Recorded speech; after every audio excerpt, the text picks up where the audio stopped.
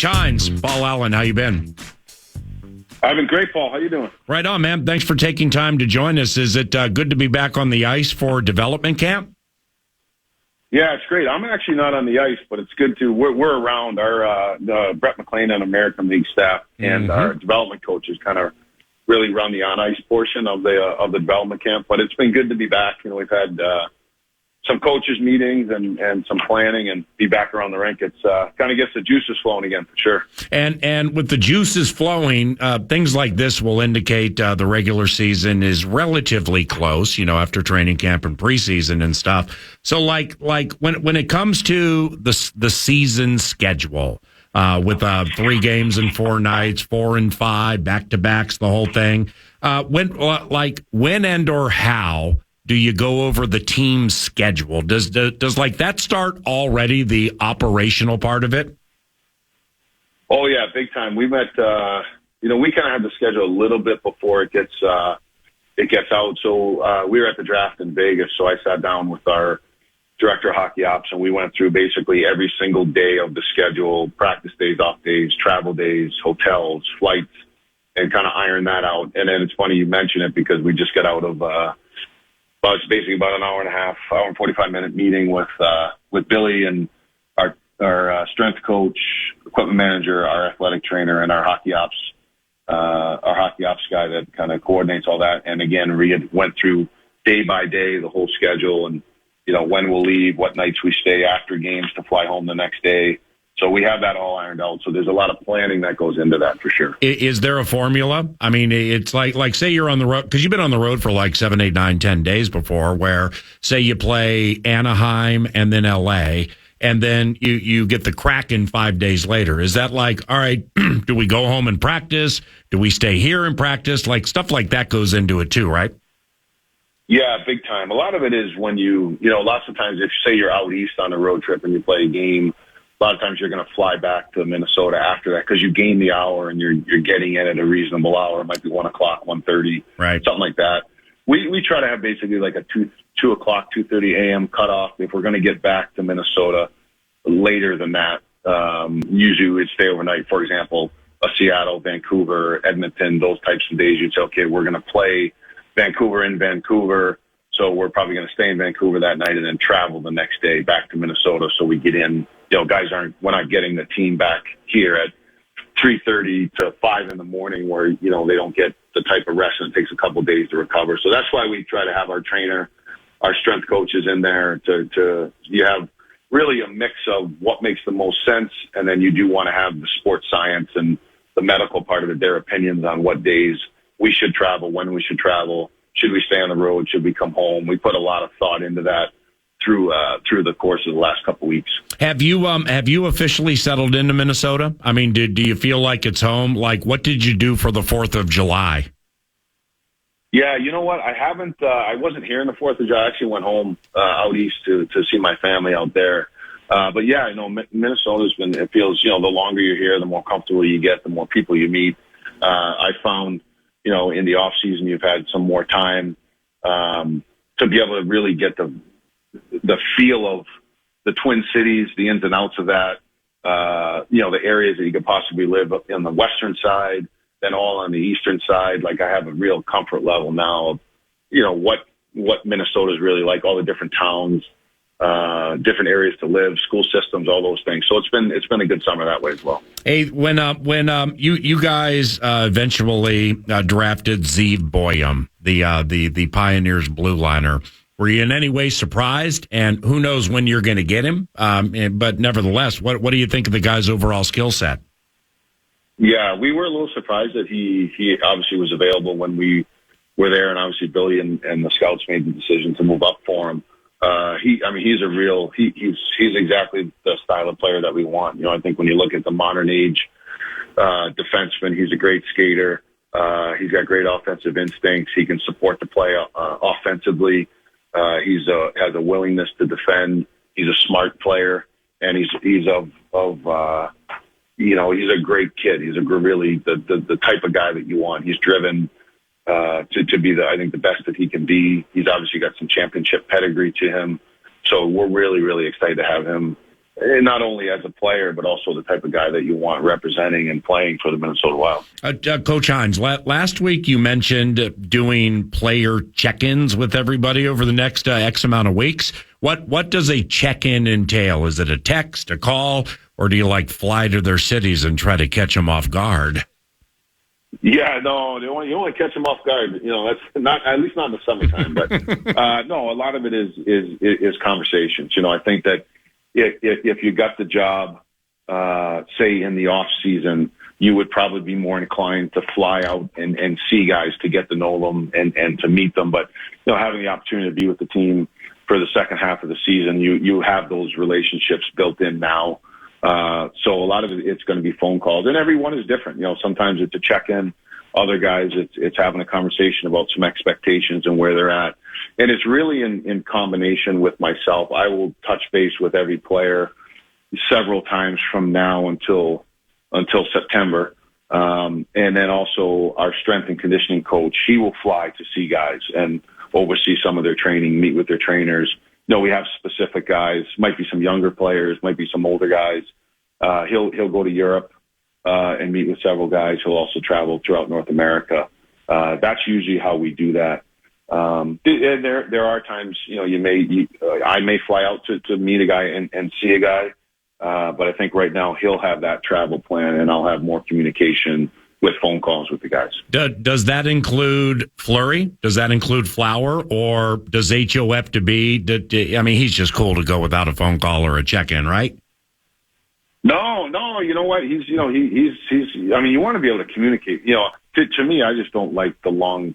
You just go long this whole long period of time without talking with guys, and sometimes it is hockey, but sometimes it's about how their family's doing, their vacation, what they're going. It's just you want to connect with them. Yeah. And every conversation is a little bit different, but no, Flower's definitely a guy that we want to talk to, and he's also a player where he's a Hall of Famer. He's a great pro, but also he's at a different stage in his career too. So we're talking with him about his training, some adjustments he's making, some suggestions we have, things that he's feeling.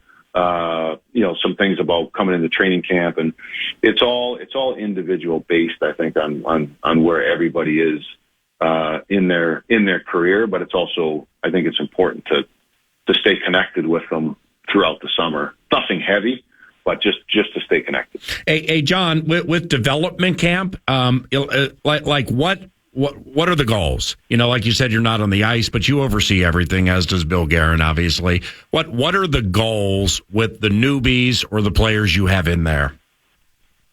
Well, one of the things we talk with them about is this is not an evaluation. This is an opportunity for us to get to know them and for them to get to know us. They get to meet every aspect of our organization, whether it's the equipment managers, the trainers, the strength coaches, the nutritionists, the NHL coaches, the American League coaches, the development staff, management. So it's a good opportunity for them to get a feel of who we are, what we do, our expectations, what we believe it takes to be a Minnesota Wild player, the attributes that we're looking for. But it's more of an educational experience for them to get to know us, and as I said, for us to at least touch base, name and a face, have some conversations with guys. So it's actually a fun week. And as we tell them too, now the next time we see them, would be in rookie camp or training camp. Now it's an evaluation competitive situation. That's perfect. Last one, minute and change, you get it all. You have a new assistant, Jack Capuano. Who is he, and what do you like about him? Jack's going to be great. He's been in the last couple of days with us. We've been able to meet as an NHL staff and kind of review our season, review our players, go over some different projects that we've worked on, and then kind of re-engaged again as a collective group. It's the first time we've been together. Jack's got great experience. He's obviously an ex-head coach. He's got great experience as an associate coach. He's a passionate guy, great relationships with players. Very good teacher, tactically, really on top of things. He's a real good tactician, whether it's special teams or 5-on-5. So I think he's going to bring a good addition to our staff with Freddie Shabbat, Patrick Dwyer, and Jason King. So I think he's a good fit from a personality standpoint. And I've had an opportunity to work with him this past spring at the World Championships and then once at the World Cup. So I've seen him be able to work live too, and how he deals with players and his knowledge of the game and all things like that. So we're really excited to have him. Coach Hynes, we greatly appreciate it. Thanks for the time. Enjoy the rest of the summer, and we'll chat with you a little closer to training camp if you have time, okay? Absolutely. Always got time for you. I appreciate it. Enjoy the rest of the summer and look forward to seeing you in about 6 weeks. You too. Thank you, sir. That's John Hynes, coach of the Minnesota Wild. Speaking of coaching, Cheryl Reeve coaches the Minnesota Lynx. Games heard here at FM 100.3 KFAN. She's around the corner from Los Angeles, but first. The Fan, along with BigDeck.com, they want to give you a chance to put $1,000 in your hand with the National Cash Contest. Use the keyword PAY. PAY at KFAN.com. Might win $1,000. The keyword is pay at KFAN.com. Man.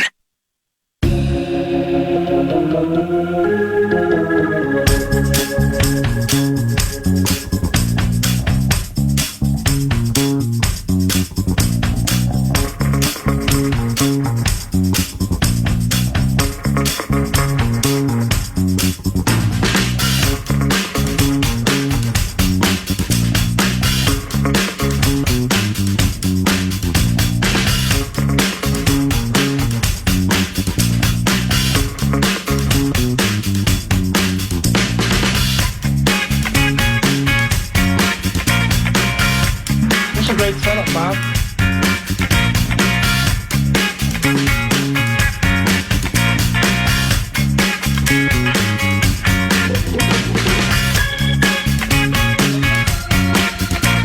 Hey, Cheryl, Paul Allen, how you doing? Congratulations on the victory last night. Cheryl Reeve? I'm sorry, PA. I forgot to lift you off mute. My bad. Wow. I'm doing well. How are you? I mean, that's about the worst thing a racetrack announcer, a play-by-play voice, or a radio show host could hear. PA, I'm sorry, but I have to take you off. Oh, no, wait. It actually would be muting your ear, but you understand what I'm saying. My bad. No, it's okay. And I put you on that butter cake towel, too. I mean, how quickly they forget. All right, 3-2. Cheryl. Okay, hold on. All right, 3-2. Cheryl Reeve, coach of the Minnesota Lynx, red hot, and also president of basketball operations, joins 9 to noon now. Congratulations on the victory last night. You get the money for a second consecutive game without your best player. What'd you like about the win last night? Well, we love the collective. That's what we talked about. It's really been the strength of our team all season, but it becomes even more important, as you mentioned, without Collier. And everybody just do a little bit more. It doesn't have to be any one player try to play outside of themselves and be extraordinary. It's just the collective. And we've got good players that now their number is being called, to play a little more, do a little more. And they responded to that, I thought, very well. I thought we defended at a high level, which we have to do on the road. So they bought into that end for sure. Why, and maybe I'm missing something here, Cheryl, but why are all the games in the day today? I mean, you got Liberty and Connecticut 53-51 late in the third quarter. Washington and your favorite team, the Fever, they're underway at the end of the first. Mystics lead the Fever 26-17. Wow, Atlanta and Angel Reese, they're underway. So why everything in the day today? Well, it's just, and I'm sure it's very much a coincidence, but we are in day game season as schools are out, et cetera. It's always been a big game in our league with regard to, call it camp day, kids day, whatever you want to call it. But that's what you see today is, I think that's pretty uncommon. I don't know that I've seen that, to have this many games be that particular day. So on the West Coast, it's 8 a.m., 9 a.m. The game started, so we were excited. We get a chance to see it before we travel today. But that's what you see. Our day game is next Wednesday. We'll play at noon, and so that's kind of what you see. That's the that's the part of the season it is for us. I got it. 82-67. They get the money last night. 29-16. You outscored them in the first quarter. I mean, hanging a 30 in a quarter is fantastic, but you had 9 different players score in the first quarter, didn't you? We did, and that's why I say I really liked how we came out in the game. We really talked about setting the tone in the first 5 minutes. Every team says that, That's how they want to come out. But we really committed to playing high-level defense, and we knew that we could play in transition. That has been a strength of ours. And so, we just really bought in, and we had the opportunity to, get players off the court. And when the bench came in, they were productive. And so the first quarter, and then really into the second quarter, as the second team worked through, a little bit of a run at them. It was good experience for them. So, but I like the way we started the game with a high level of defense and really sharing the ball offensively. Am I the only person in your life who, when we chat weekly or text before that, where like I'm complaining about this TV bit, it's a loser's lament, okay? And ultimately it's my L. But I was excited all day yesterday to fire up Prime Video and watch your game last night at 9. And then we got this regional broadcast terrorism, so I can't get it. So then I go to Bally Sports Extra. Of course, I can't get it. I listen to it on the radio, which is great. It's KFAN, Wendell Epps, getting to know him and stuff like that. But am I the only one in your life that complains about this? Well, I guess I'm confused because it was with the Twins rain out. We were available on all the Bally Sports. So I don't know if you don't have the app. Are you one of those guys that can't do apps? No, I can do apps, but after dropping the number I drop monthly on Comcast, I ain't paying $1 more. So I understand. But hey, so we could have helped you with that because Bally's helped us out. Really? And it was giving discounts, etc. Okay, well, and you have League Pass. Yeah, do you have League Pass? Yeah, I do have League Pass, but it's the regional clip where it's. See what I'm saying? I went to where I was supposed to go at 9:05 last night, and I was shut out.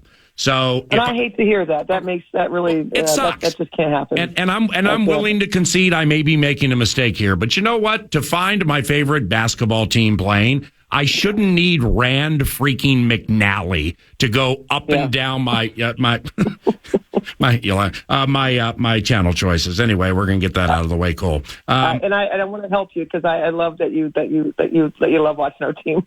And for all those that are sharing your pain, I'd love to. Find a way to help all of you. I'm glad you said that. You know why? Because there are one of two ways to go.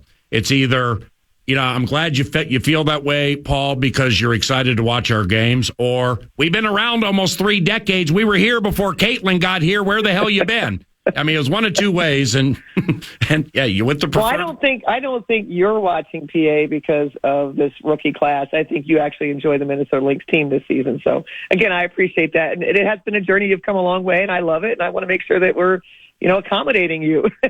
Make sure that you can really, because I do think you love the product, and I think that's awesome. I'm watching so much that I continue to mix up Jewel Lloyd and Jackie Young. Okay, now I know you're going to get Jewel on Friday, and I know you beat Jackie recently. And what I liked about last night's win, all 0 seconds I saw of it, but I listened to most of it on the radio, and of course read the recap.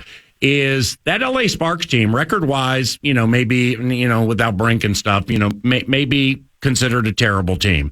But I watched them beat Las Vegas and snap like an 8, 9, 10 game losing streak. Maybe they got something against Vegas because they beat Vegas at Vegas and then lost $1 million in a row and then stopped it by beating them again. And then their game against Phoenix, I mean, they pushed that team right to the wire. I mean, you guys beat that team. The team's not great, but it's a pretty good team. So you beat a specifically with Hamby, with the way she's playing now. You beat an improving team last night, didn't you? Yeah, we did, and I'm glad you're mentioning that. And you are investing your following to be able to ask these kind of questions, the detailed questions. That team has been playing well. The Sparks have been playing well, and that's why for me, being down Collier and not sure where offense is going to come from every night, sort of thing, and even our defense with Collier, her absence, a team that was playing well, a team that we've already beaten twice, and to come in here as well as they were playing, coming off the massive win against they played terrific, and playing well, like you said, Hamby, a top 5 player in the league, and. So it's an exceptional win for us. I mean, the staff kind of reminded me after the game, I kind of get my Virgo mode, and I'm like, that fourth quarter, and I start complaining about, they're like, Cheryl, and they kind of went through the things that you just said. This is a terrific win for us, and let's bag it, and we'll improve on our fourth quarter, hopefully next game. Yeah, I think that's fantastic. Now, if I really wanted to get it in the weeds and kind of flex right now, I would ask you, without Talbot, how did they perform? But nevertheless, we're focusing on call year. No, that's actually great. That's actually great because Talbot, she was playing well. She was a big reason why they beat Vegas, and right. But she had I guess some sort of foot injury that she's had to kind of miss our game. So I don't know how long she'll be out, but that's a factor for them for sure. But overall, again, we're down a good player. They're down a good player. And we played well. We played well. Now, Seattle, you get Seattle Friday night. Would you happen to know if that's an Ion game?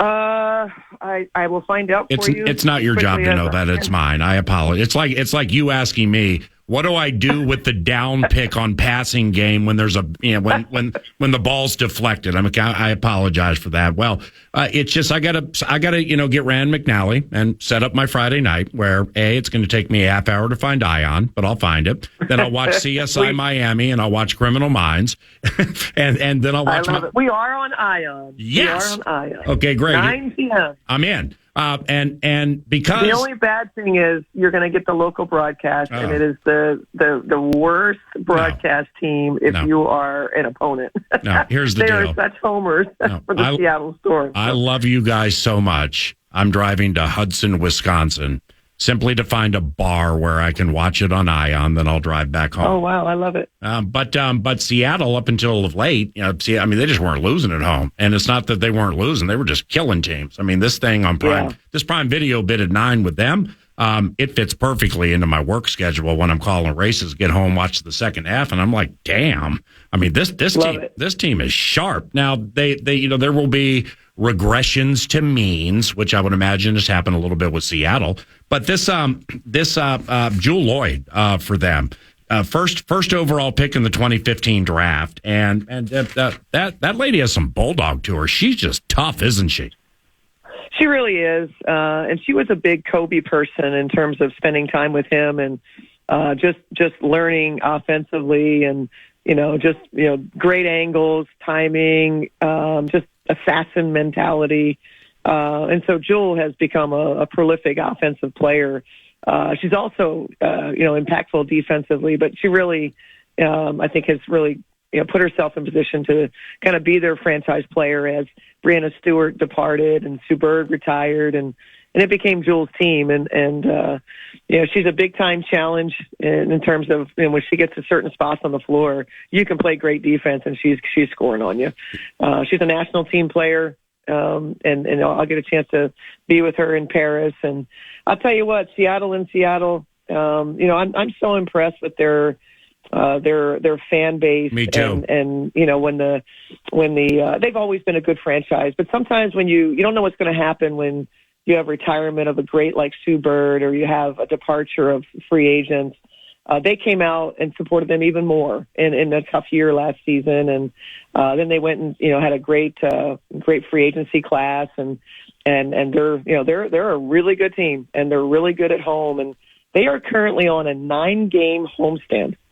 They'll play 9 straight at home, which is a crazy number. Right, that's damn near a fourth of your season, all in one stretch, and so we have our work cut out for us. We've beaten them 3 times. And so that's a hard game. And I love it. And I love how challenging it's going to be. It's 2 great defensive teams. So it's going to be a knockdown drag out. So scoring is, that's going to be the premium in the game is, can we get a bucket? Cause both teams just defend at a high level. And so, I don't know, if you like that brand of basketball, but that's what you should expect on Friday night. You're living right now, Cheryl. Best player goes down, plantar fascia. Hopefully she comes back soon. When does she come back, by the way? Has that been announced? It hasn't. No, she's day to day. Okay. As we deal with the plantar, she's feeling good. We're just not going to put her out there and, too soon type of thing. Yeah. I understand, beat the Sparks without her, hold her out against Seattle. and let her out of the barn on Sunday at home against that team. Okay, I get it. You guys, so you're going to go to Seattle today? Because I was like, why wouldn't you stay in Los Angeles instead? Go to the cappuccino capital where it always rains. But it's holy cow. You're living right. 84 and sunny today, no humidity. 81 and 82 and sunny the next 2 days. Right next to the Puget Sound. I mean, holy cow, things are going well right now. Great. Yeah, we've had some great trips to Seattle where we had some extra days in between. Now we're not going to do anything this time because we're in the midst of a pretty big grind here, and just taking time and recovery, et cetera, not doing extracurricular things. But we've done the Puget Sound. We've kind of done the last year. We got the group together and we did a boat cruise. It's just absolutely beautiful city. And on that cruise, we got to go, just see some really cool things. And my favorite thing to do, I'm going to nerd out on you. This is what I do. We talk about different cities that we go to. My favorite thing to do is to go to, oftentimes I walk to Lake Union. And at Lake Union, they have the hydroplanes, right, where they're taking off and they're flying to the islands or just touring or whatever. So takeoff and landing, and I sit there on an outside place and I eat, which is my favorite thing to do on a city, find a great restaurant, do my thing, watch my video, and watch the hydroplanes land and take off. That's my happy place in Seattle. What's it I'll called? Get to do that a couple times. Lake Union or what? Yeah, it's Lake Union. It's a small lake, just right off the. Oh wow! Just outside the city. Yeah, I think maybe this year when we go to Seattle for the 95th time in my play calling career, we'll skip the fisherman's area, the market where they throw the fish. Got the stuff. It's cool and everything, and that little. That's a tourist area. Yeah, but that little upstairs breakfast spot and I'm sure you've been there, Millie. You know what I'm talking about, overlooking the Puget Sound. I do. It's fantastic. But I need some of that president of basketball ops money to pay for it the way prices have gone. Now let's hold on. 11:37. Cheryl's in Los Angeles. Her team never loses all of a sudden, and they're off to Seattle. They play the Storm on Friday night. Watch it on Ion if possible. And Indiana is here this weekend. The Indiana Fever, for those who may not have watched them this year, who is their best overall player and why? I hate to say this, but I don't know the stats on them, but I would say that their best overall player, from what I can tell and what I've read, would have to be Caitlin Clark, just in terms of her overall impact with the last game. I think it was the last game. They might have played since then, but the triple-double. And we said this when, she was in college. I know everybody loves the logo 3 and all that good stuff, but her passing is just next level. And the things we never talk about, and if you've been around me, the thing that I love is rebounding. So a guard that rebounds. And so she's been impactful in those areas for that team. And so for me, I would say as much as Aaliyah Boston is a great player, as much as Kelsey Mitchell has really come on and might even be their leading scorer, I think Caitlin impacts them in the ways that I would probably call her the best player. Yep, the Fever here this weekend. That league leading turnover number, I think it's 5.5. It's actually down 1 over the last week. But I mean, I don't know if you watch the games. I know you watch the film, but there have just been so many passes I've seen her throw that have gone up people's hands, and it wasn't the greatest pass, but she throws people open and frequently, and not everybody's ready for that, right? Yeah, that can happen, especially, you think about just chemistry and building chemistry and the more they play together and, Caitlin figuring out who can catch, who can't catch, and, what type of pass is needed. All that takes a little bit of time, to build that chemistry. And I'm quite sure from their first week of games or even training camp to now that they have markedly improved in all areas. And, it's crazy that we're more than halfway through our season and we've yet to face a team. In this case, the Indiana Fever, we've yet to play them. So, we're going to get a team that's much, much better than they were in the beginning, and they've worked really hard. And, it'll be a great environment. We'll have a sellout crowd on Sunday, but not a game I'm talking about right now in terms of X and O's, because to be very honest with you, I've not watched and drilled down at all in terms of any game planning, et cetera. I got you. And you'll make everybody's life difficult when you play them. That's your job, and you're quite good at it, or you wouldn't have that handful of rings. All right, last one. Bridget Carlton joins 9 to noon, my radio show tomorrow at about this time, about 24 hours from now. And there's an Olympic bent to it with the Canadian Olympic team, but 4 for 4 from 3 last night. And, when I'm permitted the privilege and or honor or opportunity to actually watch your team, it seems like her energy and positivity is infectious with your team. Is that a fair assessment? It really is, and there's just and Bridget has been this for us from the very first day that we signed her actually on a rest of season contract late in the season. She had been waived in 2019, and we just were curious about her, and we brought her in. And the very first minutes that she got for us, she just did something so basic. Somebody came to help. She threw a bounce pass to somebody. It was easy. They caught it. They shot it. They made it because it was easy. That defines Bridget. Everything she does, she's the definition of consistency, doing simple things. And the value of that gets lost on players. Bridget is never going to play outside of herself. And there's times when we've asked her to. We've asked her to, hey, get a little uncomfortable. Take a bad shot. What she sees as a bad shot. That's what we define for her is like, you think that's a bad shot, but we would like you to take that shot. We'll let you know if you take a bad shot. But her defense, like you said, it's infectious.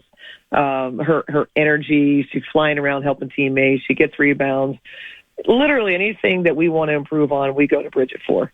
And every season we've said, okay, this year you're going to play some 2. All right, next year, all right, this is what we're going to need. You got to play some 4 for us. Whatever, hey, we need to bring the ball up the court. Whatever we need, Bridget is capable and willing to do, and always puts the team first. And I've coached some Canadians.